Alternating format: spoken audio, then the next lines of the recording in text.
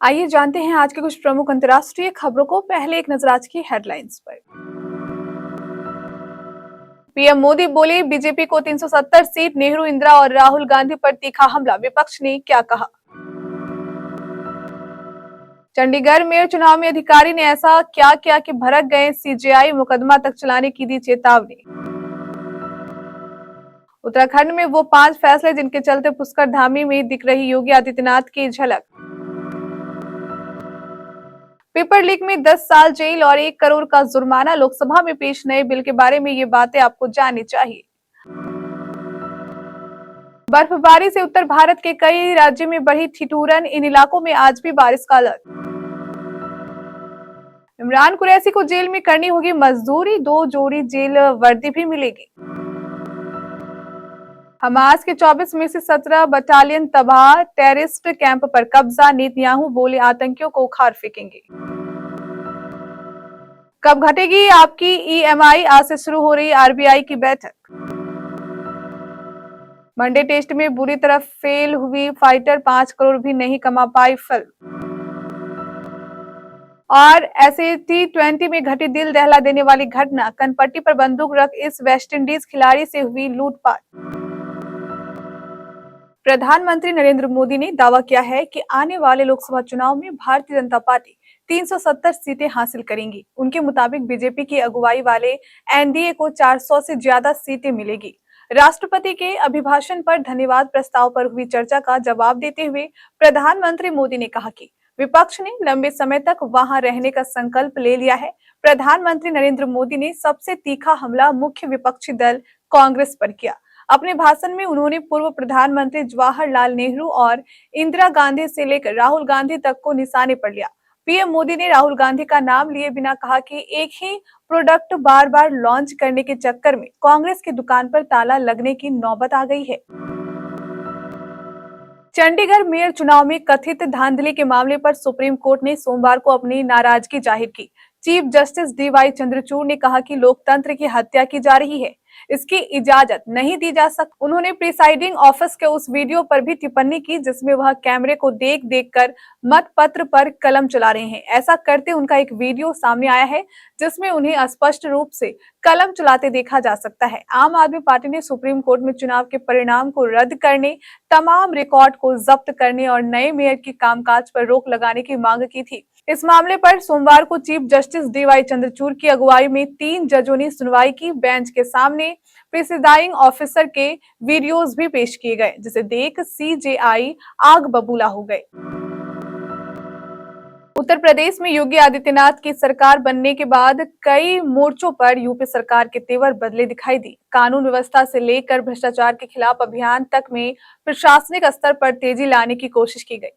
सड़कों को दुरुस्त करने, भूमाफियाओं और अपराधियों पर कार्रवाई तेज करने, सांप्रदायिक मामलों खासतौर पर जबरन धर्मांतरण से जुड़े मामलों पर त्वरित एक्शन लेने जैसे फैसले लेने में योगी सरकार अपनी पूर्ववर्ती सरकारों से अलग होने का दावा करती रही। भाजपा शासित कई राज्यों के मुख्यमंत्रियों ने योगी सरकार के बुलडोजर एक्शन की भी नकल करने की कोशिश की। इस लिस्ट में उत्तर प्रदेश के पड़ोसी राज्य उत्तराखंड के सीएम पुष्कर धामी भी शामिल हैं। उनके कई ऐसे फैसले हैं जिसे देखकर लोग उनमें योगी आदित्यनाथ की झलक देखने लगे हैं। सरकार ने प्रतियोगी परीक्षाओं में गड़बड़ी और अनियमितताओं से सख्ती से निपटने के प्रावधान वाले लोक परीक्षा साधनों का विधेयक 2024 सोमवार को लोकसभा में पेश किया। हाल ही में इस बिल को कैबिनेट ने अपनी मंजूरी दी है। प्रस्तावित बिल में विद्यार्थियों, उम्मीदवारों को निशाना नहीं बनाया जाएगा, बल्कि इसमें संगठित अपराध, माफिया और सांठगांठ में शामिल पाए गए लोगों के खिलाफ कार्रवाई का प्रावधान है। ये एक केंद्रीय कानून होगा और इसके दायरे में संयुक्त प्रवेश परीक्षाएं और केंद्रीय विश्वविद्यालयों में दाखिले के लिए होने वाली परीक्षाएं भी आएंगी।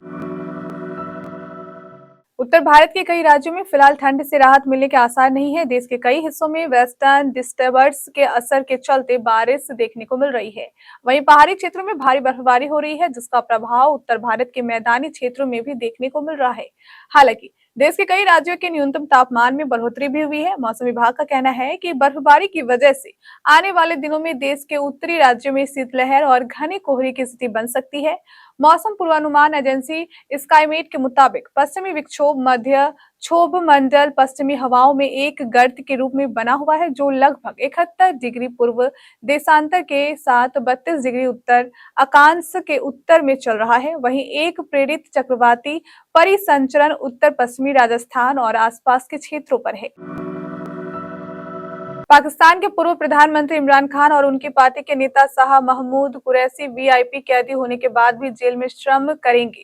कई मामले में सजा पा चुके दोनों नेताओं को जेल मैनुअल के मुताबिक श्रम करने के लिए कहा गया है। हालांकि इमरान को जेल की फैक्ट्री, किचन, हॉस्पिटल या गार्डन में नहीं रखा जाएगा, लेकिन उन्हें जेल में प्रशासन या प्रतिबंधन के काम दिए जा सकते हैं। उधर इमरान खान की पार्टी पाकिस्तान तहरीक इंसाफ के कार्यकर्ताओं ने रविवार को खैबर पख्तूनख्वा में पुलिस से भिड़ गए।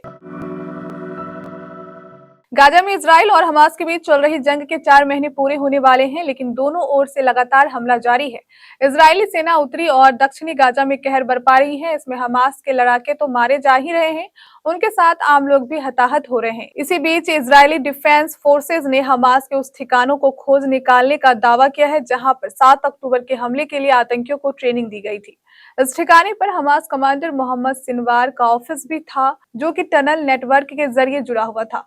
इसके साथ यहां पर बड़ी संख्या में रॉकेट और हथियार रखे गए थे। ईएमआई में कमी का इंतजार कर रहे लोगों को ये मुराद फिलहाल पूरी नहीं होगी। दरअसल 6 से 8 फरवरी को होने वाली आरबीआई की मॉनेटरी पॉलिसी कमेटी की बैठक में ब्याज दरों में लगातार छठी बार कोई बदलाव नहीं किए जाने का अनुमान है।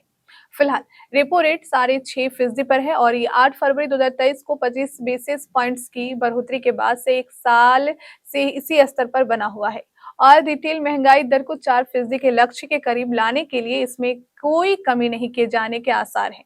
इसके पहले अमेरिकी फेडरल रिजर्व ने भी बेंचमार्क दरों में कोई बदलाव नहीं किया था। वहां पर भी ब्याज दरों को 5.25 से 5.5% पर बरकरार रखा गया था, जबकि मार्केट का अनुमान था कि अमेरिकी केंद्रीय बैंक इस साल मार्च से ब्याज दरों में कटौती शुरू कर सकता है।